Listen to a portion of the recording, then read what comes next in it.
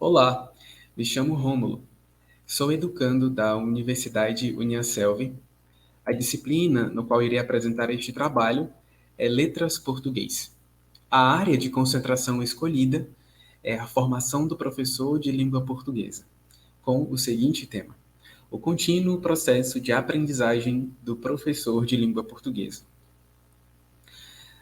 Entre as muitas justificativas para a elaboração deste trabalho ou desse projeto de estágio, relaciona-se às grandes mudanças econômicas e políticas que ocorreram em nossa sociedade nos últimos anos, que nos levam então a ponderar sobre como essas mudanças elas afetaram a, a escola e o processo de aprendizagem, em especial nas mudanças relacionadas ao docente-professor. Uma vez que se obtém o saber, entramos em um processo contínuo de aprendizagem. Segundo David Alsobel, o fator mais importante que influencia a aprendizagem é aquilo que o aprendiz já sabe, ou aquilo que ele já tem de conhecimento. Situações adversas podem desacelerar esse processo de conhecimento. Por isso, o acesso à educação superior, infelizmente, ainda pode ser apontado como algumas das dificuldades existentes. Inclusive, esse é um dos objetivos de nosso trabalho. Por essas razões apresentadas, nós vamos observar como a contínua aprendizagem ela influencia diretamente a vida do docente, apesar das dificuldades que possam surgir no caminho, e como essas dificuldades podem ser superadas. Entre os objetivos de nosso trabalho estão evidenciar a relevância desse contínuo processo, identificar os desafios desse processo e analisar como a boa formação do docente e o seu contínuo aprendizado influencia diretamente em sua vida como educador. Fundamentando um pouco essa pesquisa, nós vemos que a vida ela tem por lei o ensino desde bem antes do processo de parto. Uma vida humana ela já se inicia nesse processo de aprendizagem. O mesmo nos acompanha em toda a nossa trajetória de vida. Mas o que faz da aprendizagem continuada algo relevante, em especial na vida de um docente?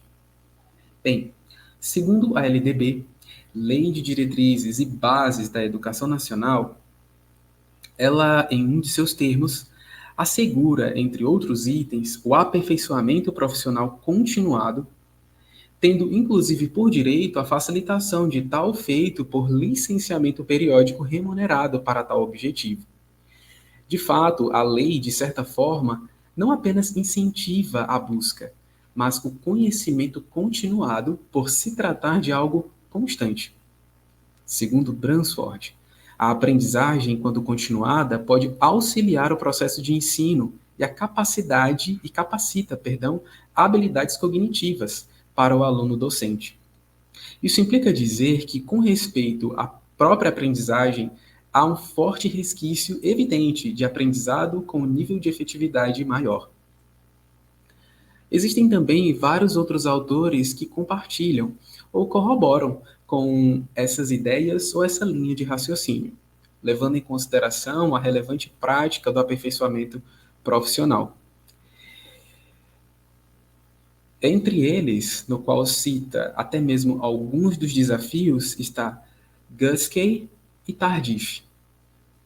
Falando um pouco sobre os desafios encontrados na vida docente que pode impossibilitar esse contínuo processo de aprendizado, Guskey, ele disse que para a melhoria na educação de um modo geral seja eficaz, o modelo tradicional de desenvolvimento profissional, ele não será suficiente, o que exigiria uma alta qualidade de incremento ao docente, tornando possível essa evolução, sempre visando a modernidade e esforços contínuos, levando em consideração, em especial, as práticas de sala de aula.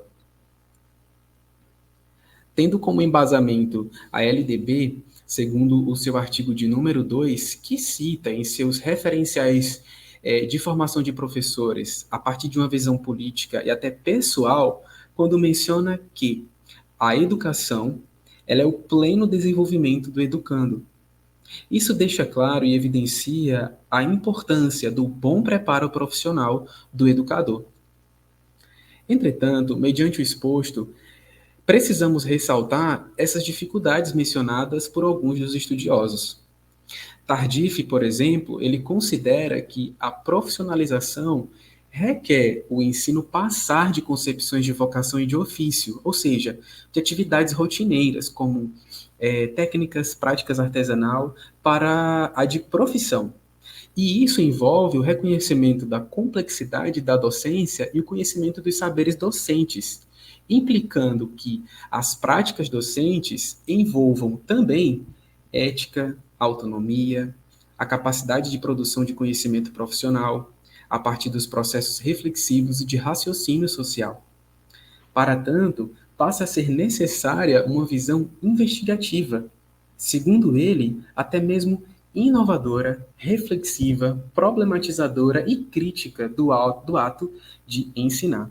Como exposto, podemos ressaltar também o pensamento de Gautier. Ele deixa claro que o reconhecimento dos saberes docentes envolve, sim, uma complexidade dentro de dilemas e de contradições. De fato, os saberes da docência emanam de um concreto sistema de ensino, objetivados, conhecidos, reconhecidos e válidos mediante pesquisa contínua. Assim, notamos que entre os desafios, ou apesar deles, é possível mantermos um bom processo de educação contínua, se assim desejarmos. Falaremos agora um pouco sobre a metodologia utilizada para este trabalho. Notamos que tanto a escola José Bernardo de Souza como a escola Elsa Maria Porto Costa Lima, situada no município onde vivo, no município de Aracati, foram concedentes com relação ao estágio de observação realizado neste semestre. Apesar de distintas no que diz respeito ao nível de ensino, se fez notória a boa receptividade por parte dos profissionais envolvidos e na sua boa receptividade.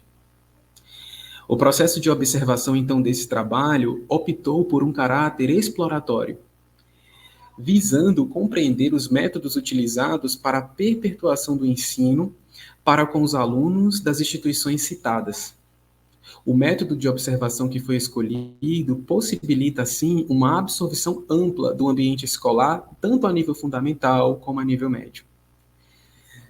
Desta maneira, este método exploratório de pesquisa preparou um rendimento eficaz de ambas as escolas, como seu funcionamento, estrutura física do prédio, a qualidade dos profissionais, seus métodos de ensino e assim por diante. Os dados foram obtidos por meio de uma análise difusa em relação ao tema exposto por esta produção acadêmica, o que possibilitou, assim, uma interação maior com professores, diretores, coordenadores, com o objetivo de reunir cabalmente todas as informações apresentadas.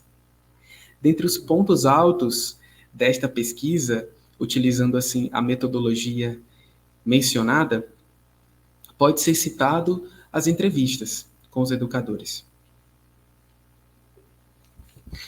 Falando um pouco sobre o que foi observado, então, nas escolas, utilizarei a escola Elsa Maria Porto Costa Lima, a escola de ensino médio no qual estava sendo observado.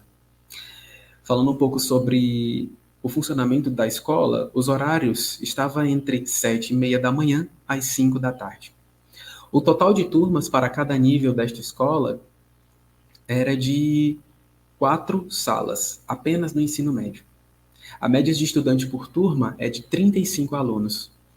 A média de faixa etária por turma, do primeiro ano, por exemplo, 15, do segundo ano do ensino médio, 16, e o terceiro ano do ensino médio, 17. A quantidade de funcionários obtida foi de 48. A escola também conta com o apoio de profissionais, funcionários como médicos, psicólogos, que são fornecidos pelo próprio município, que visitam semanalmente a instituição para atendimentos. Como instituição integral, a escola ela também conta com cerca de 3 intervalos. 2 intervalos de 10 minutos e um intervalo de 25 minutos para almoço. Com relação à alimentação, ela é definida por uma nutricionista fornecida pelo próprio município, trazendo assim sempre um cardápio balanceado e bem nutritivo. Em relação à caracterização do conselho de classe, o período ocorrencial semanal, em que ocorrem, então, as reuniões, e os integrantes são os diretores, secretários e supervisores de sala. O documento utilizado, então, para registrar reuniões como essa é ata. E a localização dessas reuniões são as salas de reuniões fornecidas, então, por esta escola. Falando um pouco sobre o roteiro de entrevista, em virtude do trabalho, que foi um estágio obrigatório, pude elaborar algumas perguntas que puderam ver de modo cabal o porquê da escolha de ser professor, as dificuldades encontradas e principalmente como elas foram superadas. Dentre as perguntas que eu gostaria de destacar nesta apresentação está a seguinte pergunta: nessa modalidade específica de ensino, o nível fundamental, como você vê o processo de ensino e aprendizagem com os educandos? Essa pergunta possibilitou, então, ao educador descrever como ele mesmo se sente em relação a esse processo e como que ele tem passado isso para os seus alunos. Uma outra pergunta, de ponto de vista bem profundo, foi: a entrada no ensino superior nem sempre foi tão acessível como nos dias atuais. Além disso, todos os educandos trazem suas próprias dificuldades e limitações. Sendo assim, quais foram as suas maiores dificuldades em relação ao seu próprio processo de aprendizado enquanto acadêmica e como os superou? Essa pergunta deixa muito claro, ou evidencia muito claro, todas as dificuldades que a então docente, minha tutora de campo, pôde passar em todo o seu processo e como que ela tem conseguido vencer todas essas dificuldades, não só no passado, em relação à sua formação, mas ao processo contínuo de aprendizagem. E uma outra pergunta que eu gostaria de destacar é a seguinte: o saber se faz processo inesgotável e que a busca por conhecimento se torna rotina na vida de um educador. Dessa forma, quais são seus projetos e planos futuros que possam agregar ou trazer um diferencial em sua vida como educadora? Tal pergunta evidenciava, assim, os seus projetos futuros, aquilo que a educadora ela tinha como alvo em relação ao seu próprio processo continuado de aprendizado. Falando um pouco sobre a vivência do estágio,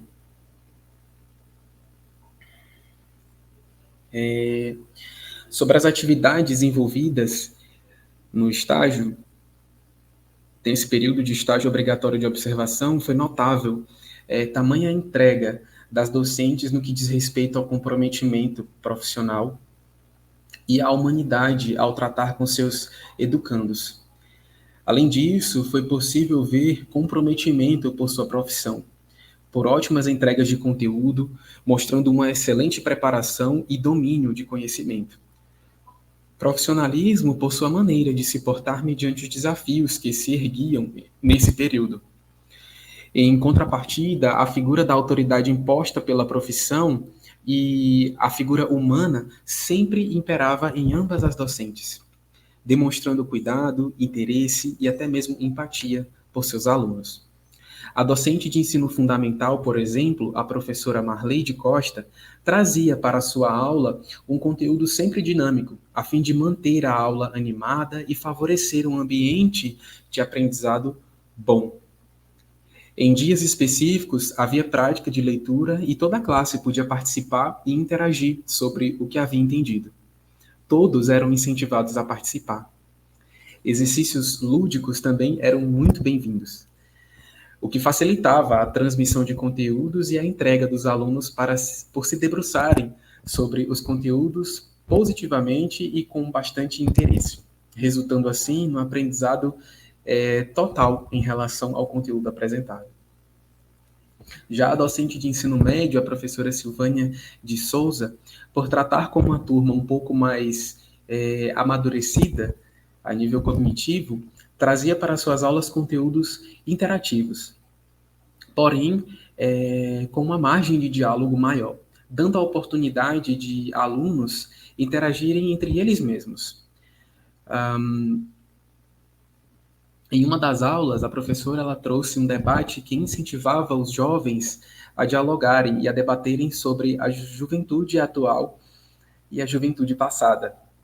O objetivo dessa atividade era conscientizar os alunos sobre fazer um bom uso da língua portuguesa, tanto a nível de fala como a nível de escrita. Eles foram, inclusive, avaliados mediante suas palavras escritas e isso possibilitou à professora a identificar algumas possíveis deficiências no que diz respeito ao aprendizado. Em um bom diálogo, evidencia-se domínio evidente do uso de verbos e, através do trabalho explorado pela professora,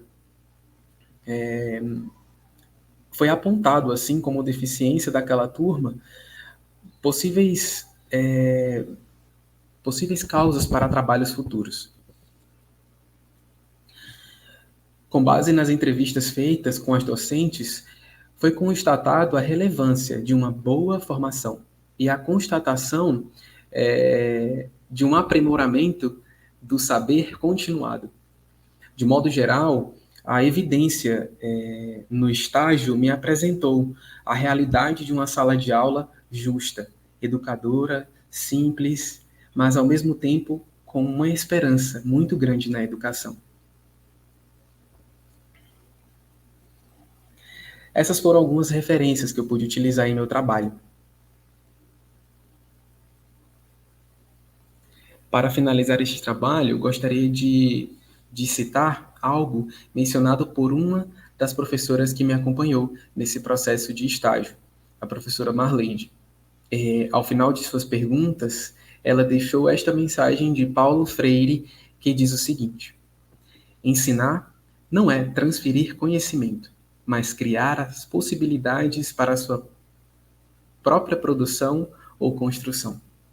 Com essa frase, eu encerro o meu trabalho e agradeço. Agradeço em especial ao meu tutor, o professor Tiago Menezes, aos meus pais pelo incentivo. Agradeço também a Jeová.